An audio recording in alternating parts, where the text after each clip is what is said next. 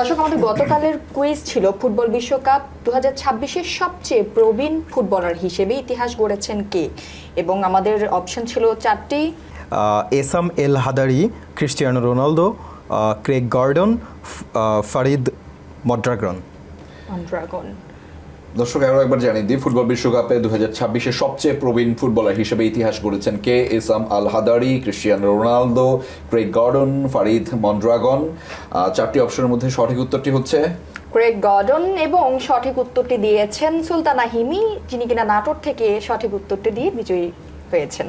একদমই সঠিক উত্তর না এটা। আমাদের এইটি হচ্ছে যে এই সঠিক উত্তরটি অনেকে দিয়েছেন, অনেকে দিয়েছেন এই সঠিক উত্তরটি, এবং তাদের মধ্যে থেকে আমরা লটারি করে একজনকে বিজয়ী ঘোষণা করতে হয়েছে, এবং তার নামটি হচ্ছে আমাদের গতকালকের কুইজের বিজয়ী হচ্ছেন সুলতানা হিমি, নাটোর থেকে। একদম তাই। এবং আজকেও আসলে আপনার বিজয়ী হওয়ার সুযোগ রয়েছে দর্শক, কারণ আজকেও আমাদের একটা কুইজ রয়েছে। সেই কুইজটি হচ্ছে ফুটবল বিশ্বকাপ 2026-এর সর্বকনিষ্ঠ ফুটবলার কে?